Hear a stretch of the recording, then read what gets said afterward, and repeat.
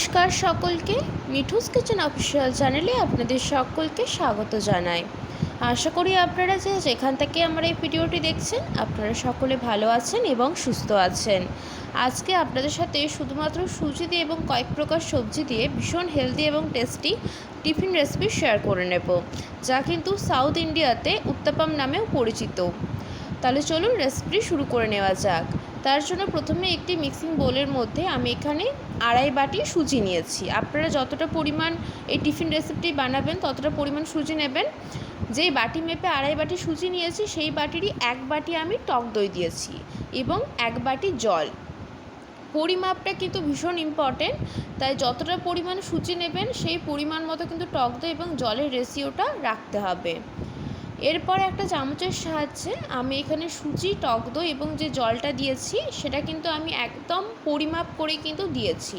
সেটাকে খুব ভালো করে কিন্তু মিশিয়ে নিতে হবে এবং এটা যখন দেখবেন খুব ভালো করে মেশানো হয়ে গিয়েছে, যেহেতু সুজি ফুলতে একটু সময় লাগে, ফুলে ওঠে এবং জলটা অনেকটা পরিমাণে টেনে নেয়, অ্যাবজর্ব করে নেয়, সেই ক্ষেত্রে এটাকে আমি রেস্টিংয়ে রেখে দেব 15 মিনিটের জন্য। অতি অবশ্যই করে 15 মিনিটের জন্য রেস্টিংয়ে রাখাটা কিন্তু খুবই প্রয়োজন, তবে কিন্তু টিফিন রেসিপিগুলো খুব সুন্দরভাবে হবে, না হলে কিন্তু এই উত্তপমগুলো ভালো মতো হবে না। হাতে বেশি সময় থাকলে আপনারা 20 থেকে 25 মিনিট রাখতে পারেন, তবে মিনিমাম 15 মিনিট কিন্তু রাখতেই হবে। দেখুন এখনই কিন্তু অনেকটা পরিমাণে জলটাকে টেনে নিয়েছে, তাও যে পরিমাণটা পাতলা রয়েছে সেটাও কিন্তু টেনে যাবে। আমরা যদি এটাকে রেস্টিংয়ে রেখে দিই খানিকক্ষণ তাহলে একদম ফুলে যাবে সুজিটা।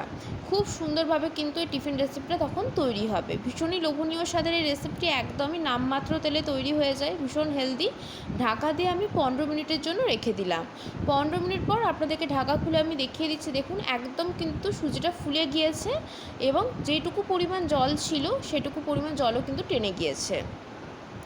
এরপরে সমস্ত কিছু মিশ্রণটা, সুজি, টক দই এবং জলের যে মিশ্রণটা, সেটাকে আমি এখানে মিক্সিং জারের মধ্যে নিয়ে নেব।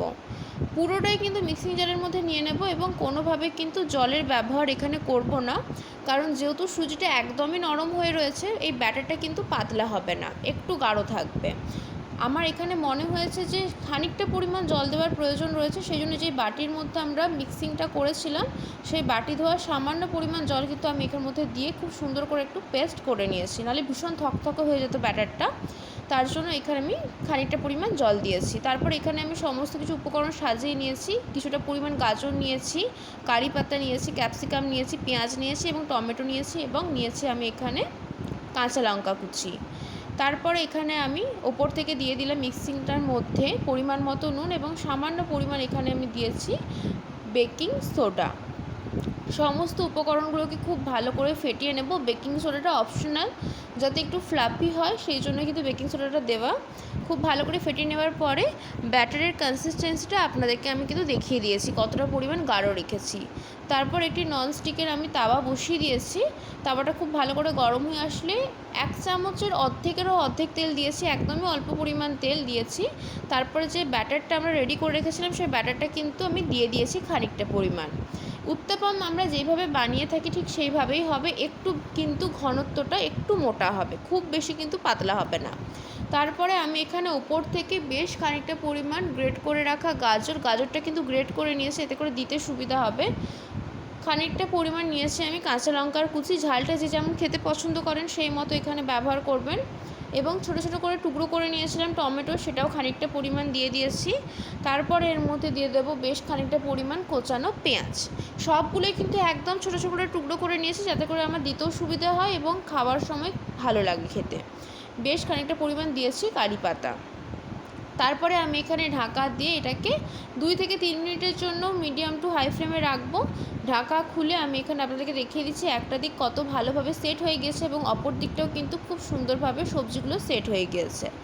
অপর দিকটা পাল্টে খানিকটা একটু খুন্তির সাহায্যে চেপে চেপে একটু ভেজে নেব। বেশি ভাজবার প্রয়োজন নেই, যাতে কালারটা চেঞ্জ না হয়ে যায় সেদিকে খেয়াল রাখতে হবে। ওই 30 সেকেন্ড মতো একটু ভেজে নেব। তারপরে এটাকে আমি এখানে একটি পাত্রের মধ্যে তুলে নিচ্ছি। খুবই চটজলদি একটি রেসিপি, ভীষণই স্বাস্থ্যকর। আমি এখানে কিন্তু এটাকে বাদামের চাটনির সাথে সার্ভ করেছিলাম। আপনারা যে কোনো চাটনির সাথে সার্ভ করতে পারেন কিংবা নারকেলের চাটনির সাথেও সার্ভ করা যায়। ভীষণ ভালো লাগে খেতে। অতি অবশ্যই করে এই রেসিপিটি একবার হলেও বাড়িতে ট্রাই করে দেখতে পারেন। চটজলদি তৈরি হয়ে যায়, বাচ্চাদেরকে টিফিনেও বানিয়ে দিতে পারেন। খুবই স্বাস্থ্যকর, নামমাত্র তেলে তৈরি হয়েছে এবং হাতে কম সময় থাকলেও কিন্তু চটজলদি বানিয়ে ফেলতে পারবেন। আর একটা কথা, আমি এখানে যা যা সবজিগুলো দিয়েছি সেইগুলোই যে দিতে হবে তার কোনো মানে নেই। পছন্দ মতো সবজি আপনারা চাইলে দিতে পারেন। সেম প্রসেসে আমি এখানে আবারও একটা তৈরি করে নিচ্ছি। প্রথমে গাজর দিয়েছি, তারপরে দিয়েছি খানিকটা পরিমাণ টমেটো, কাঁচা লঙ্কা কুচি, পেঁয়াজ এবং কারি পাতা। ঢাকা দিয়ে 2 থেকে 3 মিনিট মিডিয়াম টু হাই ফ্লেমে রেখেছিলাম। 2 থেকে 3 মিনিট পর ঢাকা খুলে এখানে আমি অপর দিকটা পাল্টে দিচ্ছি এবং অপর দিকের সবজিটা যাতে একটু সেট হয়ে যায়, খানিকক্ষণ অপেক্ষা করার পরে আমি এখানে দেখুন খুব সুন্দরভাবে সেট হয়ে গিয়েছে। এটাও কিন্তু আমাদের রেডি হয়ে গিয়েছে। এটাও আমি এখানে তুলে নিচ্ছি। দেখতে যত না লোভনীয় হয়েছে, খেতে কিন্তু ভীষণই লোভনীয় হয়েছিল। খুবই স্বাস্থ্যকর একটি রেসিপি, বাড়িতে থাকা মাত্র কয়েকটি উপকরণ দিয়ে তৈরি করে নিতে পারবেন। আর এই অতিরিক্ত গরমের জন্য কিন্তু একদম পারফেক্ট। মাঝে মধ্যে চাইলে বাচ্চাদেরকে টিফিনে বানিয়ে দিতে পারেন, কিংবা সকালের ব্রেকফাস্ট হিসেবেও খুবই ভালো। বাচ্চারা তো সবজি খেতে একদমই চায় না, যদি এইভাবে বানিয়ে দেন তাহলে কিন্তু তারা খুব মজা করে খেতে পারবে। আমি আপনাদের সুবিধার্থে আমি এখানে আরও একটা তৈরি করে আপনাদেরকে দেখিয়ে দিচ্ছি। সেম প্রসেসে ব্যাটারটা দিয়ে দেওয়ার পরে সমস্ত উপকরণ আমরা যা যা উপর থেকে দিচ্ছিলাম সেগুলো একই প্রসেসে দিয়ে দেব এবং ঢাকা দিয়ে 2 থেকে 3 মিনিট মিডিয়াম টু হাই ফ্লেমে, গ্যাসের ফ্লেমটা থাকবে, অপেক্ষা করব। 2 থেকে 3 মিনিট পর ঢাকা খুলে এটাকে আবার অপর দিকটা পাল্টে দেবো।